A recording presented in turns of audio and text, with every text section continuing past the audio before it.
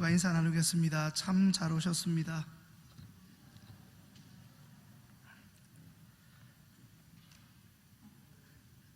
낮에는 찌는 듯한 무더위와 밤에는 열대야가 기승을 부리고 있는 하루하루가 지속되고 있는데, 밤에 잘 주무시고 곡기 안 끊으시고 잘 드시고 지난 3일간 강건하시고 평안하셨는지 모르겠습니다.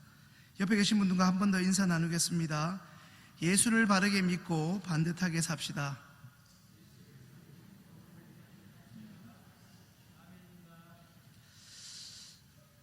뭔지 모르겠지만 좋은 말이죠. 지난주 청년 예배 가운데 새 친구가 5명 왔습니다. 한 15명에서 20명 정도 저희 예배가 드려지는데 3분의 1이 그날 새로 왔으니까 굉장히 놀랄만한, 마치 물이 포도주가 되는 기적과 같은 일들이 지난주 저희 청년부에 있었습니다. 물론 3명은 just visit, 그냥 단순히 한번 와본 사람들입니다. 미군 청년들이었지만 고무적인 건 나머지 2명의 청년이었습니다.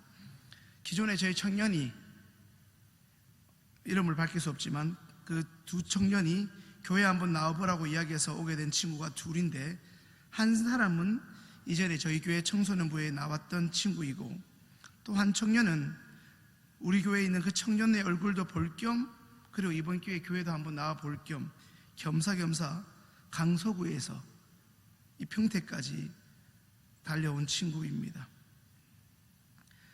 청년부에 새 가족이 온 것도 감사하지만 더욱 감사한 것은 우리 교회 청년들이 다른 이들에게, 심지어 현재 교회 출석을 하지 않는 자신의 주변 사람들에게 복음을 제시하고 그들의 신앙 성장에 참 감사했던 시간들이었습니다. 오늘 말씀을 준비하면서 마음이 또한 기쁜 것은, 그 강서구에서 왔던 그 교회라는 곳을 처음 온 그 청년이 자기 집 주변에 좋은 교회를 알려달라고 해서 저희 교단의 한 교회를 알려주었더니 이번 주부터 교회에 나가보겠다는 말을 한 것입니다. 물론 자신의 삶의 자리로 다시 돌아가 생활하다 보면 이제껏 나가지 않던 교회를 다시 나간다는 게, 그리고 그 예배 자리가 낯설고 어색해 다시 교회에 나가지 않을 수도 있을 것입니다. 중요한 것은 그 친구가 교회라는 곳에 관심을 가질 수 있도록 권면을 하고, 지난주 처음 교회에 올 수 있도록 예배 자리를 도와준 우리 교회 청년의 신앙이 아름답다는 것입니다. 지금은 아니지만 계속해서 청소년부를 지도하면서 청소년들에게 이런저런 많은 질문을 받곤 합니다. 그 중에서도 오늘 본문과 관련된다고 여기는 것이 있어 나누고자 합니다. 교회 다니지 않는 소위 불신 청소년들이 우리 교회 다니는 사람들에게 대해서 안 좋게 여기는 것이 몇 가지 있습니다. 소위 불신 청소년들이 우리 교회 다니는 사람들에게 꼴불견처럼 느끼는 것이 몇 가지 있다고 합니다. 그게 무엇인지 아십니까? 하나는 교회 다니는 사람들이 울면서 기도할 때랍니다. 우리는 은혜 받아서 우는데 그들은 도대체 이해하지 못하겠다는 겁니다. 저것들도 노래방에서 노래하면 슬퍼서 울면서 우리는 은혜 받아서 우는데 그걸 그들은 못 봐주겠다는 겁니다. 교회 다니는 사람들이 질질 짜면서 기도할 때 못 봐주겠다는 것입니다. 비싼 밥 먹고 왜 바보같이 우느냐고 말입니다. 또 하나 그들이 생각하는 교인들의 꼴불견은, 자기들이 서울 명동을 구경하러 갔을 때 일인데, 그때 서울 명동 가보셨습니까? 이래봬도 제가 서울을 좀 살았던 사람인데, 거기 가면 예수천국 불신지옥이라는 굉장히 멋진 피켓을 들고 전도하는 우리 전도대원들이 있습니다. 시원성교회인지는 모르겠지만 거기도 전도대가 있습니다. 그러나 그것을 보고 나서부터 교회에 다니지 않는 자신에게 학교 친구가 교회 다니라고 말하는 것이 마치 종교를 강요하는 것 같아 그렇게 전도하는 친구들이, 그리고 그렇게 전도하는 교인들이 불쾌하고 짜증난다는 것입니다. 왜 저렇게 유난스럽게 예수천당, 불신지옥, 우리들의 입술에는 착 달라붙는 구호지만 그들한테는 그렇게까지 심지어 혐오스러운 그런 문구가 없는데 그렇게까지 요란 법석으로 믿음을 강요할 필요가 있느냐고 말입니다. 올해 칠순이신 저희 아버님도 9년 전에 본인이 환갑이 되는 해가 되기 전까지 예수님을 믿지 않고 교회에 나가시지 않으셨던 소위 불신자셨습니다. 그때 저희 아버님도 왜 저렇게 예수쟁이들이 전도를 강요하는지 모르겠다고, 참고로 저희 집이 대구시청 바로 뒤에 있는 걸어서 3분의 동성로가 있습니다. 동성로에는 노방전도가 참 흔합니다.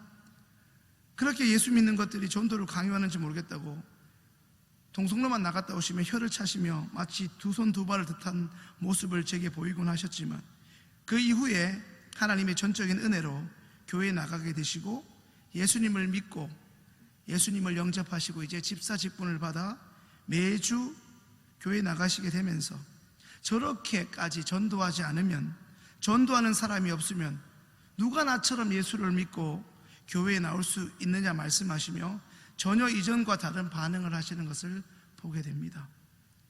오늘날에도 전도는 필요한 것입니다.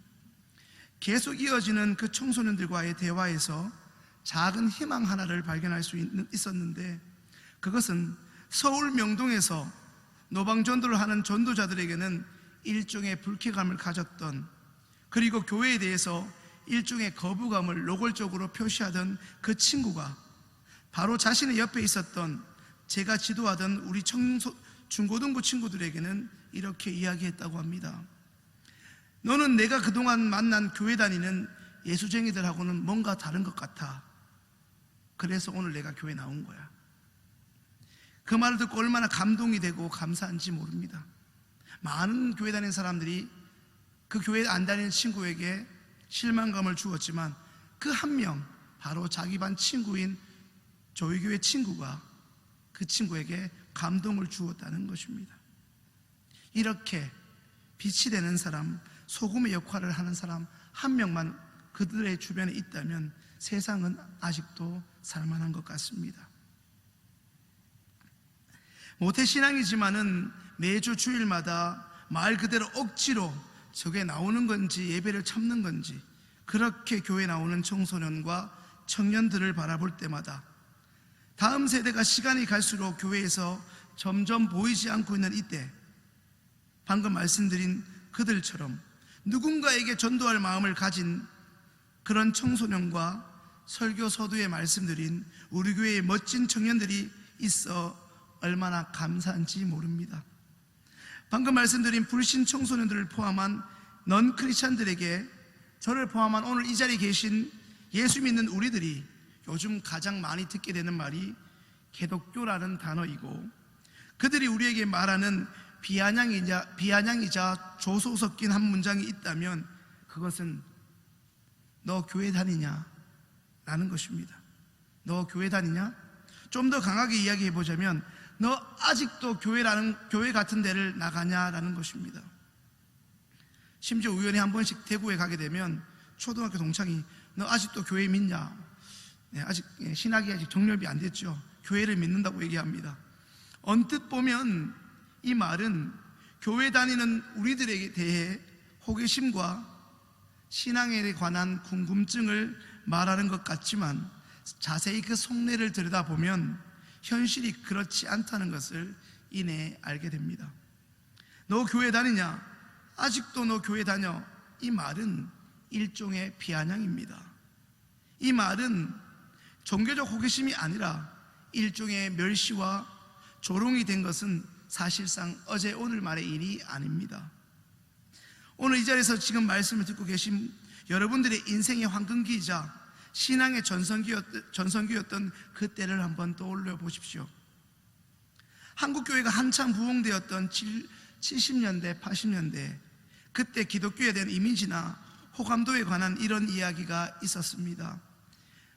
동네에서 자연스럽게 옆집 철수 엄마에게, 철수 엄마 이제 교회 한번 가야지, 예수 믿고 구원받아야지, 이렇게 말을 건네면 이내 믿지 않는 이웃이나 그들을 통해서 돌아오는 답은 그래야지요, 영수 엄마가 믿는 그 예수 저도 믿어야죠. 그런데 지금은 바빠서, 시간이 되면, 기회가 되면, 좀 살만하면 꼭 교회에 나가겠습니다. 지금 저는 장사해야 되고 일 나가야 돼서 지금 당장 교회는 나가지 못하지만 저희 집 아이는 교회에 보낼 테니 성경학교 보낼 테니 잘 좀 교육해 주시고 사람 좀 만들어 주세요 하면서 교회에 자신의 자녀들을 보내주곤 했습니다. 그 자녀 중 한 명이 바로 저입니다. 정작 본인은 교회에 출석하지 않으면서도 누구보다 어쩌면 자신보다 더 소중하다 여기는 자신들의 자녀들은 교회에 보내줄 만큼 그 당시 교회를 향한 세상 사람들의 신뢰는 대단했습니다. 그런데 좀 전에 말씀드린 오늘 우리 기독교가 듣기 거북하지만 개 같은 기독교를 뜻하는 개독교라는 지탄을 받기 시작하고 나서는 교회에 나와서 예수님 믿으세요 라고 말하면 바로 돌아오는 대답이 무엇인지 아십니까? 그런 교회에 너나 가라는 소리를 적지 않게 듣게 됩니다. 안타깝지만 이게 기독교가 처한 현실입니다. 여러분들도 잘 아시는 국민 배우 이영애 씨가 있습니다. 이영애가 출연하고 얼마 전에 아가씨라는 영화로 또 한 번 세간의 주목을 받았던 박찬욱 감독이 연출했던 작품으로 2004년도에 개봉한 영화 친절한 금자씨 보신 분들이 있을 텐데요. 그 영화를 보면 이런 장면이 소개됩니다. 살인죄로 형량을 살다가 이제 그 형량을 마친 영화의 주인공 금자씨에게 그를 전도하기 위해서 교도소 앞에 대기하던 목사가 전도의 도구로, 전도용품으로 두부를 한 모 건네면서 예수님 믿으세요라고 우리에게 너무나 친숙한 신앙행위 전도를 금자씨에게 했습니다. 그때 전 국민에게 각인된 이 금자씨 이영애 씨의 대답이 있습니다. 혹시 아시나요? 너나 잘하세요. 너나 잘하세요입니다. 이건 제 말이 아니라 친절한 금자씨에 나오는 이영애 씨의 우아한 대사 한마디입니다. 불과 14년 전에 만들어진 그 영화에 나오는 이 한마디의 대사 하나가 하나님을 모르고 예수님을 믿지 않는 저 세상 사람들에게 개독교라 불리우는 우리 예수 믿는 이들에 대한 세상의 일갈이요 조롱이 되기 시작한 것입니다. 너나 잘하세요. 그때부터 교회에 대한 시선은 앞서 말씀드린 것처럼 7, 80년처럼 교회에 대한 관심, 교회에 대한 기대, 교회에 대한 환영, 교회의 지도자와 교인들에 대한 존경이 아니라 그들에 대한 조롱과 환멸 그 자체였습니다. 사랑하는 여러분, 오늘 여러분들은 지난주 주일에도 교회에 나오셨습니다. 그러셨죠? 지난주 주일날 안 나오고 좀 뻘쭘해가지고 오늘 나오신 분 없으시죠? 수요 기도에 오늘 나오신 분들이 주일날 교회에 나왔다고 칭찬받으면 어색할 것입니다. 진출이 정도는 제가 칭찬할 수 있을 것 같지만 나머지 여기 계신 어른분들한테 오늘 수요일 나오셨네요, 신앙이 따봉입니다 이러면 지금 나를 어떻게 보는 거야 하실 수 있을 것입니다. 천재지변이 일어나지 않는 한, 여기 계신 분들의 거동이 불편하지 않은 이상 주일날은 물론이고 오늘처럼 수요일에도 교회에 나오지 않는 일은 아마 없을 것이고 아마 그런 일은 없을 것인 저와 여러분들에게 오늘 지금 드리고 있는 이 예배는 또 어떤 의미입니까? 왜 우리는 매 주일마다 예배의 자리에 나오지 않으면 세상에서 최고라 여기는 그 돈을 좀 더 벌 수 있는데, 그래서 좀 더 편리하게 살 수 있는데 기어이 가게의 문을 닫고 지난 6일간 혹은 5일간 몸이 바스라질 정도로 힘들게 일한다고 지친 우리의 몸과 마음이 이제 좀 마음껏 쉴 수 있는 그 황금 같은 휴일, 일요일을 반납하고 하나님께 나오는 것입니까? 그 이유가 도대체 무엇 때문입니까?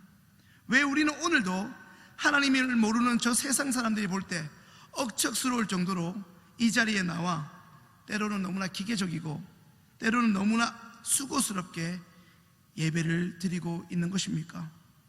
정말로 이전에 우리가 경험했던 그 믿음의 전성기처럼 살아계신 우리 하나님을 기쁘게 하기 위함이 맞는 것입니까? 모태신앙이기에 집이 대대로 믿는 집안의 내력이라는 것 때문에 소위 직분을 가진 자로서의 남들의 시선과 결코 가볍지 않은 종교적인 책임감과 혹여나 주의를 빠지면 큰일이 난다는 부담감, 그 이상과 그 이하도 아닌 오로지 율법 준수 때문에 오늘 또한 이 자리에 나오신 것은 아닙니까? 지난주부터 오늘 말씀을 준비하면서 오늘 이 자리에 설 생각에 말씀이 부족한 저는 적지 않은 부담감이 몰려왔습니다. 그때 불현듯 제 내리를 몇 번씩이나 스쳐가는 문구가 있었는데, 그것은 다름 아닌 제가 제주도에서 사역했던 그 시기에 어느 작은 교회에서 보았던 현수막에 적힌 교회의 한 표어였습니다. 그 표어는 오늘 말씀의 제목과 상당 부분 비슷한 바른 신앙으로 반듯하게 사는 사람이라는 문구였습니다.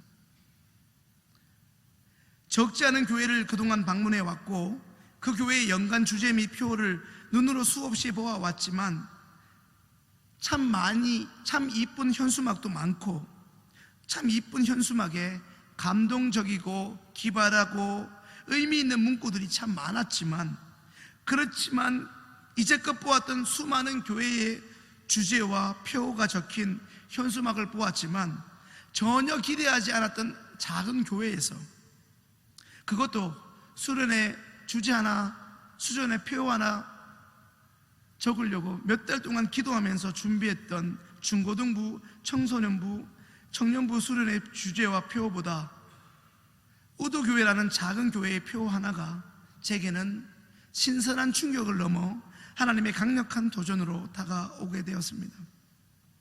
하지만 저는 이제 이내 대수롭지 않게 언제 기회되면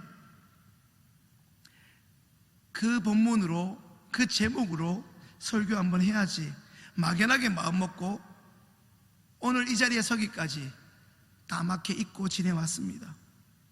하지만 오늘 전할 말씀에 대한 부담감과 그때 보았던 그 작은 교회에서 보았던 그 주제와 그 표어가 계속적으로 제 내리에 반복적으로 스치게 되었습니다. 그것이 오늘 본문의 말씀을 묵상하게 되는 직접적인 계기가 되었습니다. 여러분, 오늘 말씀의 제목에 나오는 반듯하다라는 것이 무슨 의미입니까? 여기서 반듯하다라는 것은 형용사로서 작은 물체 혹은 생각이나 행동 따위가 삐뚤어지거나 기울거나 굽지 아니하고 바르다는 뜻입니다. 오늘 여러분께 도전하고 싶습니다. 오늘 단 한 번이라도 우리가 조금은 평상시와는 다른 예배를 드렸으면 좋겠습니다. 그저 아무런 기대감도 없이 저 찬양대에 봉사를 해야 하니까, 내가 이 예배의 기도를 맡았으니까, 어떤 순서를 맡았기에, 혹은 늘 이 시간 어김없이 이 자리에 참석했기 때문에 예배에 빠지는 것은, 예배의 은혜는 받지 않더라도 예배에 빠지는 것은 있을 수 없기에, 이와 같은 우리의 입장이 아니라 오늘 이 자리에 저와 여러분을 부르신 하나님이 우리를 어떤 마음으로 오늘 이 예배 자리에 나를 불러주셨을까 하는 하나님의 일종의 초대를 받은 자로서의 그 기대감과 그 설레임과, 우리 장로님들이, 우리 안수사님들이, 지금 옆에 계신 사모님들을 처음 만났을 때 그 설레임으로, 그 기대감으로 오늘 예배를 드릴 수 있으면 참 좋겠다 기도하는 마음으로 이 자리에 섭니다. 또 하나의 기대는 오늘 말씀의 제목처럼 이제 우리는 한 단계 도약하는 차원의 예배를 드릴 수 있으면 참 좋겠다라는 바람입니다. 예수 믿으면 내 자식들이 잘 되더라, 자자손손 잘 된다고 카더라, 예수 믿으면 병고침을 얻는다 카더라, 주일날 교회 빠지면 다리가 부러진다 카더라, 그러니 빠지면 절대 안 된대, 무조건 어떻게 하든 교회 출석은 해야 된다더라, 이런 할머니의 당부 같은 이런 기복주의적인 차원을 이제는 뛰어넘어서 정말 예수 믿는 사람은 어떻게 살아야 되는가? 왜 우리가 기독교라는 욕을 먹어야 하는가? 무엇이 잘못되었는가? 이제 우리가 믿는 그 예수에 대한 바른 신앙이 무엇인가? 도대체 예수 믿는 자로서의 반듯한 삶이 무엇인가? 이제라도 고민해보고 그 고민한 대로의 삶의 현장에서 한 번이라도 살아볼 수 있는 계기가 오늘 이 말씀과 이 예배를 통하여 마련되어질 수 있기를 간절히 소망합니다. 오늘 저와 여러분들이 읽은 본문은 우리에게 너무나 익숙한 빌립보서의 말씀입니다. 잘 아시는 대로 이 빌립보서는 사도 바울이 복음을 전하다가 감옥에 갇혀서 쓴 4개의 옥중소신 중에 하나입니다. 잘 아시겠지만 빌립보서의 주제를 하나로 말해보라 한다면 지금 당신이 처한 상황과 현실이 어떠하든지 간에 우리가 믿는 그 주님 안에서 기뻐하라는 말씀입니다. 그것도 어쩌다 한 번이 아니라 항상 기뻐하라는 것입니다.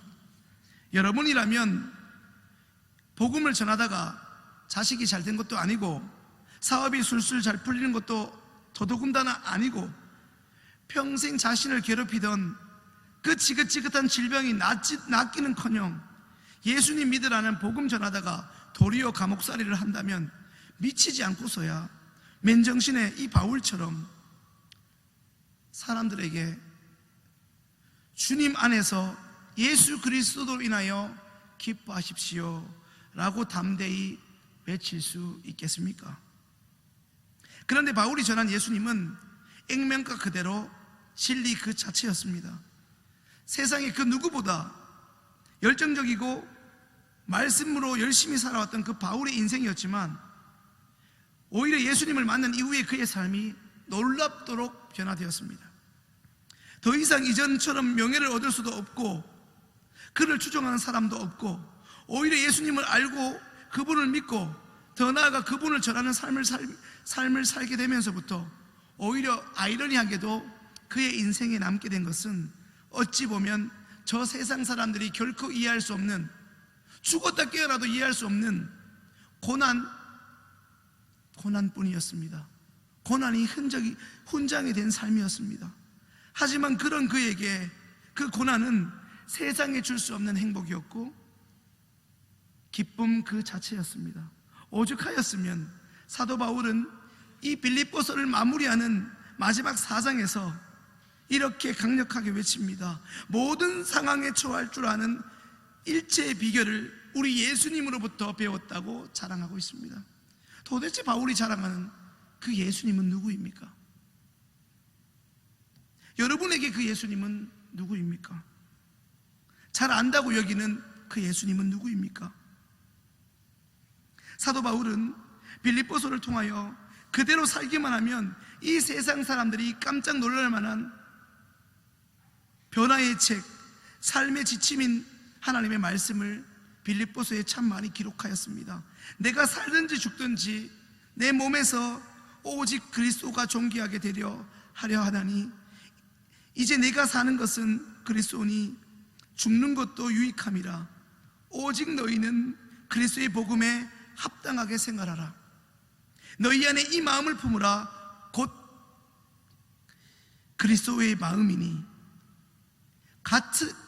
이와 같이 살기는 결코 쉽지 않지만, 아니 그렇게 살기 힘들다는 이유로 그렇게 사는 사람이 어딨어 하면서 그저 성경에만 밑줄 칠 뿐 삶의 현장에는 그렇게 살지 못하고 그렇게 살 생각도 없는, 그렇게 말씀을 너무나 쉽게 잃어버렸던 우리에게, 그리고 먼저는 빌립보 교인에게 바울은 눈물로 당부하였습니다. 그랬던 사도 바울이 빌립보서의 마지막 4장에 그의 편지 결론부에 또 한 번 자신의 목숨을 다해 사랑했던 그의 교인들에게 이렇게 호소합니다. 오늘 본문의 말씀이 그와 같습니다. 오늘 본문의 말씀을 같이 읽겠습니다. 빌립보서 4장 8절로 9절입니다. 정말로 형제들아, 무엇에든지 참되며 무엇에든지 경건하며 무엇에든지 오르며 무엇에든지 정결하며 무엇에든지 사랑할 만하며 무엇에든지 칭찬할 만하며 무슨 덕이 있든지 무슨 기림이 있든지 이것들을 생각하라. 너희는 내게 배우고 받고 듣고 본 바를 행하라. 그리하면 평강의 하나님이 너희와 함께 계시리라. 아멘이십니까?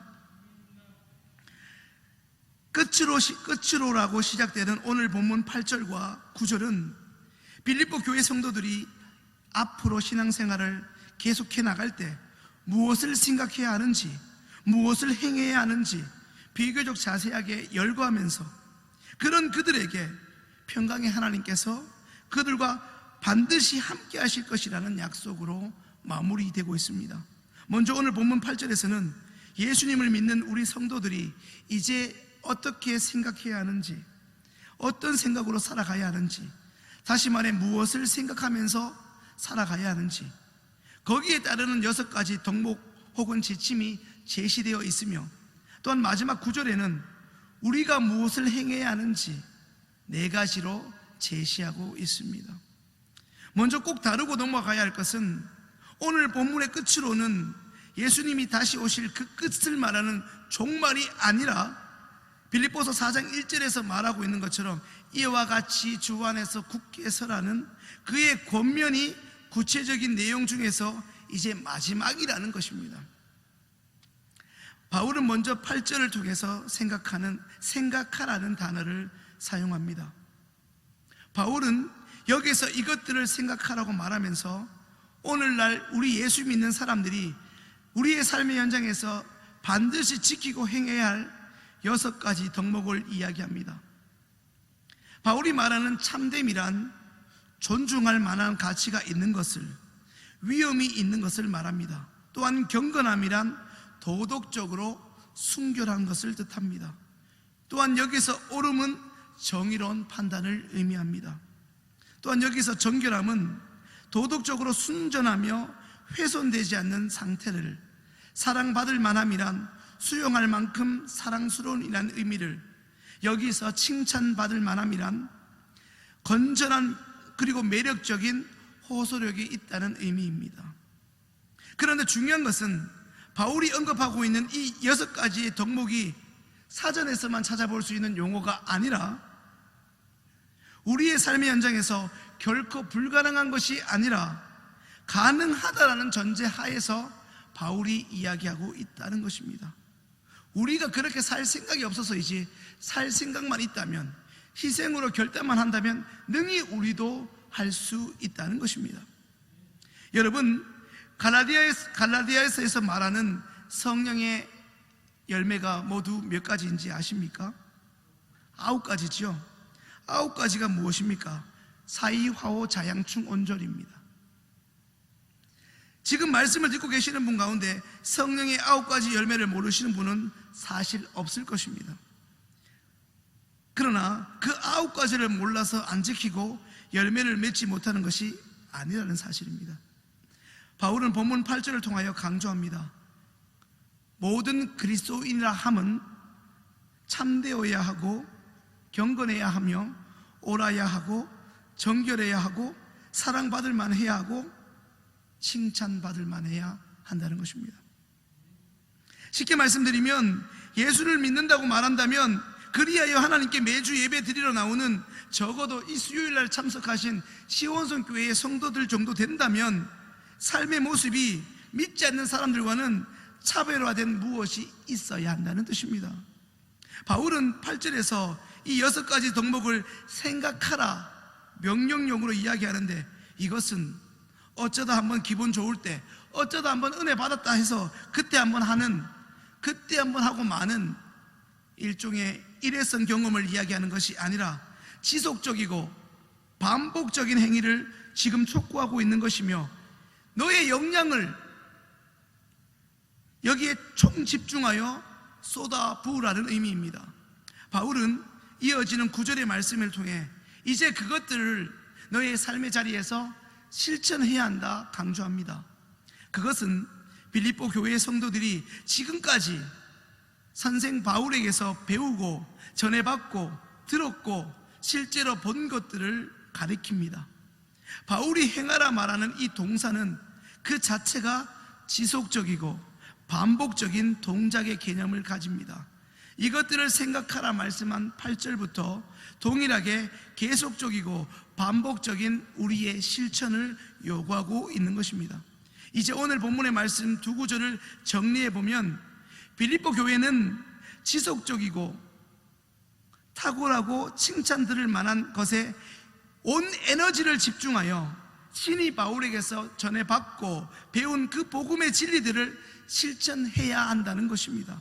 그런데 중요한 것은 그것이 어찌 2000년 전 빌립보 교회에만 해당되는 말씀일 수 있겠습니까?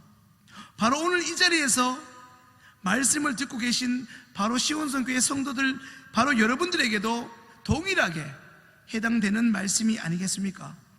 사랑하는 여러분, 왜 오늘날 우리 기독교가 개독교라는 소리를 들어야 하겠습니까? 언제부터인가 예수 믿고 교회 다니는 우리가 이상하고 몰상직한 집단, 마치 신천지와 같은 취급을 받게 되었습니까? 우리가 기억해야 할 사실, 그러나 우리는 언제까지 그들의 비아냥에 길을 닫고 그저 저 세상 사람들은 사탄이야, 언제까지 그들을 우리의 적으로만 간주하고 그들과 대립하려고 하십니까? 지금 말씀을 듣고 있는 우리는 이제 기억해야 합니다.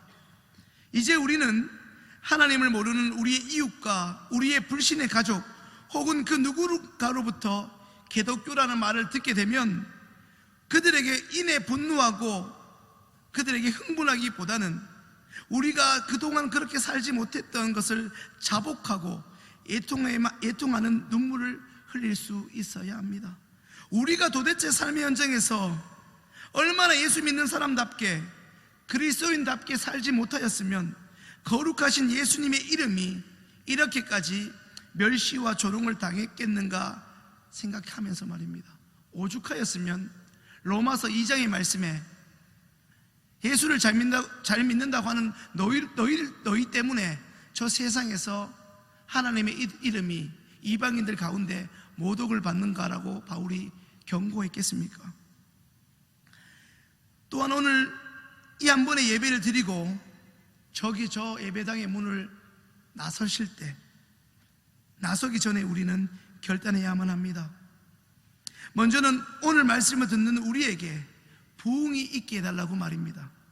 여기서 말하는 부흥이란 세상적으로 부자가 되는 것을 말하는 것이 아니라 하나님의 생각이, 성령이 주시는 생각이 바로 저와 여러분들 마음속에 임하고 들어오는 것입니다.